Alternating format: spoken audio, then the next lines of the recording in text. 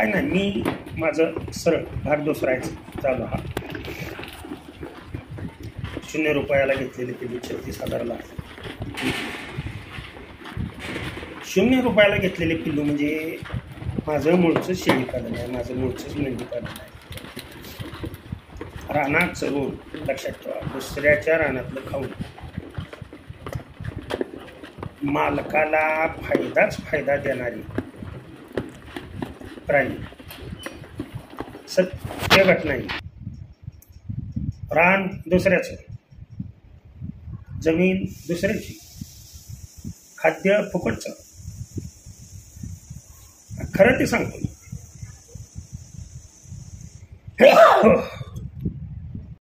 सध्या सत्य परिस्थिती आहे माझी, ती मी सांगतो. जरी मी स्वतः प्राध्यापक माणूस असलो, क्लासेस क्षेत्रामध्ये असलो, तरीसुद्धा हा लहानपणापासून असणारा छंद जोपासला. आणि एका वर्षामध्ये 3 प्रकारचं शेळीपालन आणि मेंढीपालन मी करतो. एकाच वर्षात बरं का. माझं शेळीपालन मेंढीपालन फिरस्ते अर्धबंदिस्त आहे, बंदिस्त आहे.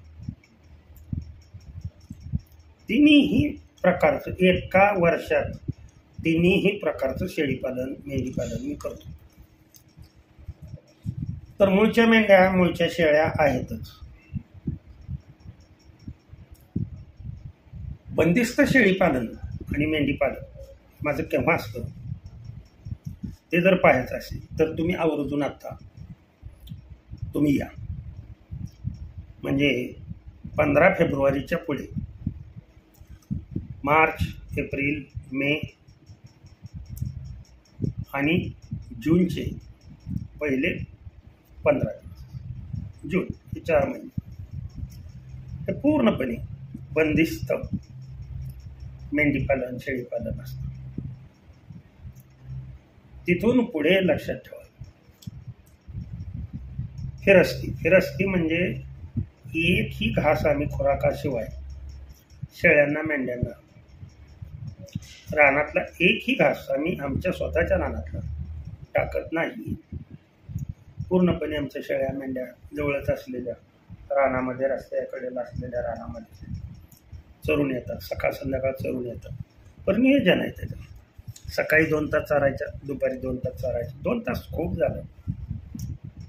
खरी शेळी खरी मेंढी फक्त 2च तास चरते. इतर वेळेला फक्त बोंबलत फिरते. इथं एक घास खाणार, तिथं एक घास खाणार. मेंढी असली की सावलीला जाऊन रवत करत बसणार. पोट भरलं की ती रवत करते. रवंत केल्याशिवाय पुन्हा खायचं म्हणल्यानंतर पोटात काय घालायचं, कोटा रिकामा पाहिजे. मग 15 जून ते जुलै, ऑगस्ट, सप्टेंबर, ऑक्टोबर हे महिने, नोव्हेंबर, डिसेंबर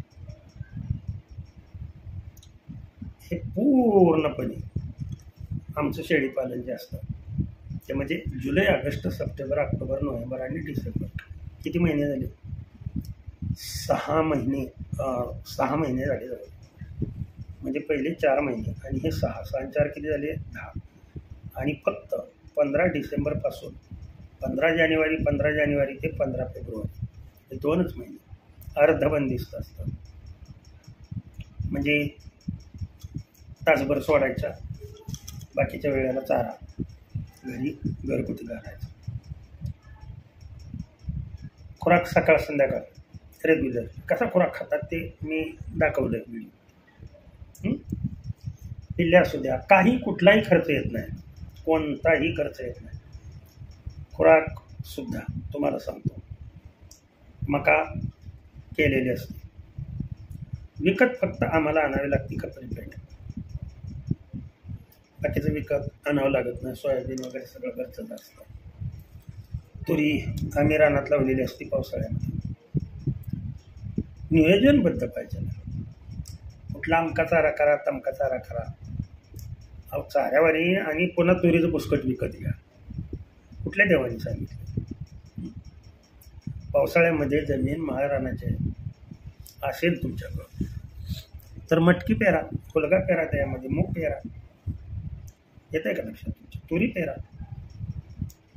आणि त्या तुरी आता काही 2 महिन्यामध्ये निघणार आहे, 3 महिन्यामध्ये निघणार आहे. द्या ना भुईमुग टाकून, शेंगाच्या शेंगा होतात आणि पालाच्या पाला मिळतो. बर हा पाला इतका मानवतो शेळ्यांना मेंढ्यांना, बाकीची त्यांना कशाचीही आवश्यकता भासत नाही. म्हणजे खर्च मला कोणताही नाही आणि सर्व ट्रीटमेंट जे आहे आयुर्वेदिक मात्र. इथं माझ्याकडे केमिकल्स चालत नाही. तुमच्या माहितीसाठी सांगतो, कितीतरी मी उदाहरणं सांगितली तुम्हाला. कोरोनाच्या कालावधीमध्ये जे घरी राहून आयुर्वेदिक ट्रीटमेंट केले ते जगले, काहीही न करता ते जगले.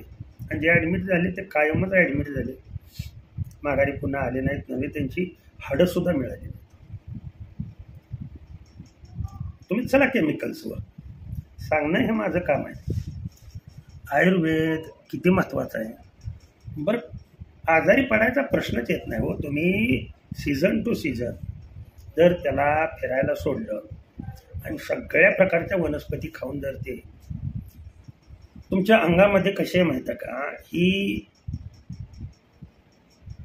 मस्ती म्हणायला काय हरकत नाही, पैशाची मस्ती नाही. मी बंदिस्त शेळीपालन यशस्वी करून दाखवणार. आज तुला त्यामध्ये फक्त 1 करोड रुपये मिळाले असतील, पण त्यात 90 लाख रुपये खर्च झाले असतील. तुला मिळणार आहे 10 लाखच. देण्यात आलं. ही सत्य परिस्थिती मी सांगतो. Short but sweet. सध्या कलियुगामध्ये कमी खर्चामध्ये जास्तीत जास्त उत्पादन कसे घ्यायचं यासाठी 1 पिल्लू आयतच मिळते. मेंढी पालन, शेळी पालन माझ्याकडे असल्यामुळं ही पिल्लं काय मला विकत आणायची आवश्यकता नाही. 2 बोकड असतात बहिणीची, 2 बकरे असतात बहिणीची. योग्य वेळेला ते शेळ्यामध्ये मेंढ्यामध्ये सोडले जातात. त्यांच्यापासून आपोआप शेळ्या मेंढ्या मांस करतात. फलन झाल्यानंतर 5 महिन्यांनी ती मेंढी शेळी येतेच. म्हणजे मला काय तिथं काय कष्ट घ्यावं लागलं का? काही नाही, काही कष्ट घ्यावं लागलं नाही. लक्षात ठेवा. म्हणजे मी 0 रुपये खर्च करून घेतलेली 2 पिल्लं 3 पिल्लं देतात शेळ्या. मेंढ्या तर सर्रास माझ्याकडले 2 पिल्लं देतात. ही पिल्लं मी काय करतो, वाढवतो. वर्षभर, 1.5 वर्ष, पावणे 2 वर्ष वाढवतो. काय नाही, त्यांच्या आईबरोबर ते चरतात जातात. स्पेशल नियोजन फक्त एवढं असतं की त्यांना वेगळं अपार्टमेंट असतं. लक्षात आलं का तुमच्या? ते तुम्ही व्हिडिओमध्ये मी दाखवतो वेगवेगळ्या ठिकाणी, ते पाहतायच. लहान पिल्लं वेगळी असतात, दूध प्यायची पिल्लं वेगळी असतात. मोठ्या मेंढ्या, मध्यम मेंढ्या, गाभण मेंढ्या वेगवेगळ्या असतात. शेळ्यांचंही तसेच करते असतात. मात्र यांच्या सानिध्यामध्ये मेल कधीही नसतो. त्याच्यामुळं जेव्हा मला मेंढ्या किंवा शेळ्या माझ्यावर आणायच्या त्याच वेळेला मी मेल सोडत असतो. ते टेक्निक आहे. यासाठी सगळे व्हिडिओ बघा.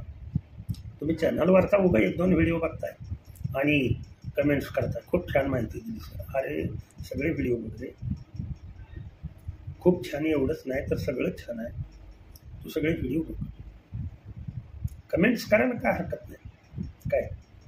परंतु कोणाच्या तर मागे बोंबलत करण्यापेक्षा मला नोकरी द्या, मला नोकरी द्या. ते पिल्लू माझं शेळी जर चांगली जर बनली, त्याची मेंढी चांगली जर बनली, त्या पिल्लाची विकत नाही पिल्लं. मी माझी मीच स्वतः सांभाळतो आणि पावणे 2 वर्षामध्ये 30,000, 35,000, 40,000 बोकड असेल तर ईद सणाच्या वेळेला. तुम्हाला आता सांगू का मी, माझ्याकडे बोकड नाही विकायला. देण्यात आलं. ईद या सणासाठी माझ्याकडे सध्या बोकड नाही, कारण जेवढे होते तेवढे सगळे लोक घेऊन गेले. स्पेशल असतं त्यासाठी. आणि असावं फक्त 1 शेडमध्ये. अगदी सर्वांना एक आदर्श म्हणून ठेवलेला आहे. येऊन बघा शेळीमध्ये बोकड कसे बांधतात, वर्षात, 1.5 वर्षात, 2 वर्षामध्ये काय काय दुसरे चौसे. आणि तुमचं चुकतं इथं लक्षात ठेवा की तुम्ही 4 पिल्लं घेताय बाजारातून, त्यांना अगोदरच रोग लागलेला असतो आणि त्यामुळं तुम्ही त्यांच्यावर ट्रीटमेंट करूनच बेजार होता. बरं, कुठला अनुभव नसतो. पिल्लांची वाढ सरांनी तर सांगितलं होतं अशी होती. नॅचरल जी ग्रोथ आहे ती कशी करायची यासाठी तुम्ही आवर्जून आता सध्या येऊ नका, कारण परीक्षेचे दिवस आहेत लक्षात ठेवा, 25 मार्चपर्यंत. त्याच्यामुळे 25 मार्चपर्यंत कोणी ना मी भेटू शकत नाही ना मयूर सर भेटू शकत नाही, कारण फेब्रुवारी आणि मार्च महिना हा आमच्यासाठी मुलांचं भवितव्य उज्ज्वल करण्यासाठी. इथं एक्झाम असतात, त्यामुळे एक्स्ट्रा तास मलाही मयूर सरांनाही दोघांनाही. त्याच्यामुळे तुम्हाला सांगायला एवढा वेळ नसतो.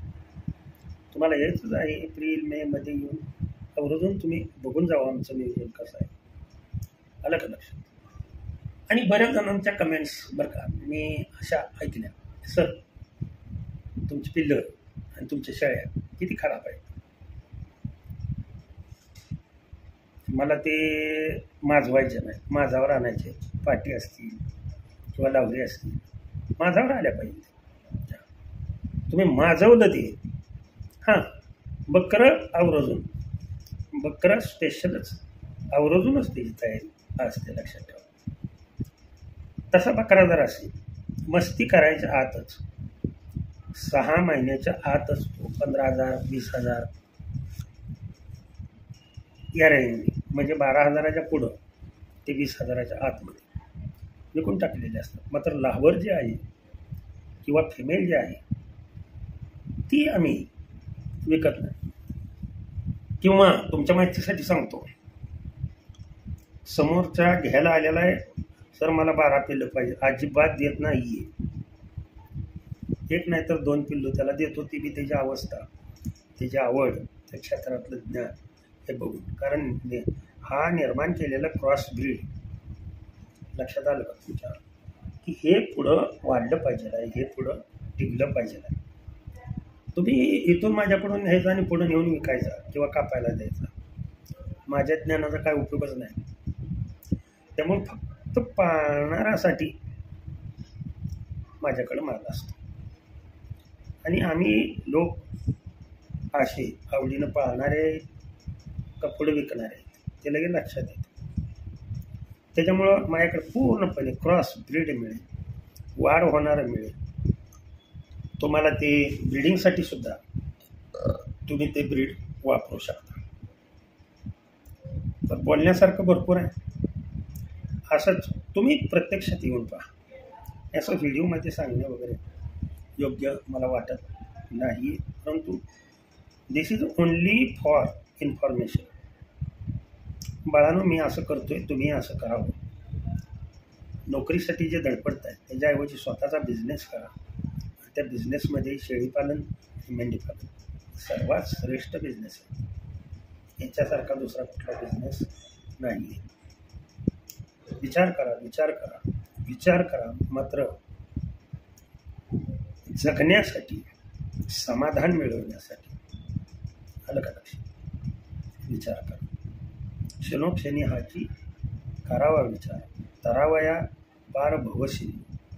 या संसार सागरातून समाधानाने तरुण निघण्यासाठी येतं का लक्षात?